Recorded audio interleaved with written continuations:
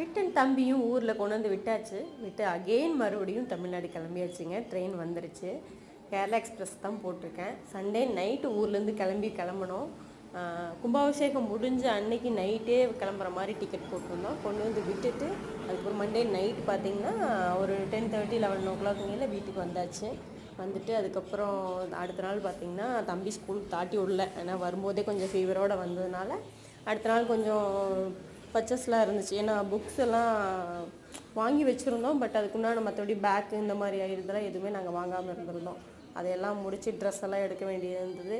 தம்பியும் கொஞ்சம் ரொம்ப டயர்டாக இருந்தாங்க. ஸோ அதனால் அந்த ஒரு நாள் ரெஸ்ட் இருக்கிறதே விட்டு சரி ஒரு நாள் ரெஸ்ட்டு விட்டுருவோன்னு சொல்லிட்டு அந்த ஒரு நாள் ரெஸ்ட்டு அவங்களுக்கு உண்டானதெல்லாம் வாங்கி கொடுத்துட்டு அடுத்த நாள் அவங்கள ஸ்கூலுக்கெல்லாம் அனுப்பிச்சி விட்டுட்டு அப்புறம் பார்த்திங்கன்னா அடுத்து அப்படியே ரிட்டன் டிக்கெட் போட்டாச்சு. எனக்கு இங்கே என்ன ஒர்க்குன்னு பார்த்தீங்கன்னா எனக்கு கொஞ்சம் லைசன்ஸ் எல்லாம் போட்டிருந்தேன். அது கொஞ்சம் எடுக்க வேண்டியது இருந்தது.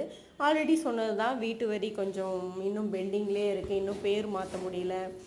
வீட்டு வரி இன்னும் கட்டாமல் இருக்குது. நம்ம ஒரு இடம் வாங்குறது பிரச்சனை இல்லைங்க. அது ப்ராப்பராக நம்ம பேருக்கு எல்லாத்தையும் மாற்றுறது ரொம்ப ரிஸ்க்கு. நம்ம நடையாக நடக்கணும் அப்படிங்கிற மாதிரி கவர்மெண்ட்டுக்கு நடையாக நடந்துகிட்டே இருக்கணும். பேர் மாற்றுறதுக்கு வீட்டு வரி, தண்ணி வரி, கரண்ட் பில்லுன்னு சொல்லிட்டு ஏகப்பட்ட ப்ராசஸ் இருக்குது. இது எல்லாத்தையும் ப்ராப்பராக நம்ம மாற்றி முடிக்கிறதுக்கு கிட்டத்தட்ட ஒரு 4-5 மாதமாவது ஆயிடுது. அதுக்குன்னே தனியாக டைம் ஒதுக்க வேண்டியதாக இருக்குது.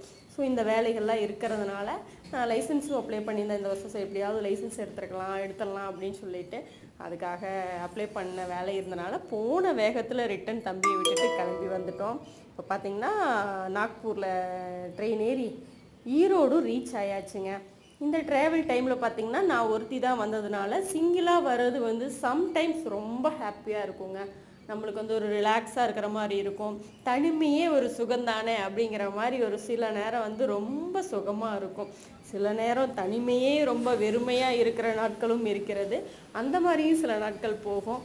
எனக்கு இதே மாதிரி தான். சம்டைம்ஸ் எனக்கு அந்த தனிமை ரொம்ப பிடிக்கும், ரொம்ப லைக் பண்ணுவேன். சில நேரங்கள் தனிமை எனக்கு என்னடா இது, நம்ம எதுக்காக வாழ்கிறோம் அப்படிங்கிற மாதிரி ஒரு ஃபீலெலாம் வரும். அந்த மாதிரியும் நான் இருந்திருக்கேன் சில நாள். இப்போ பார்த்திங்கன்னா ஈரோடு ரீச் ஆகிருச்சு. ஈரோடு வந்தாச்சு. இப்போ கிட்டத்தட்ட ஒரு 2 o'clock 1 o'clockல நான் வீட்டுக்கு போயிடுவேன்னு நினைக்கிறேன்.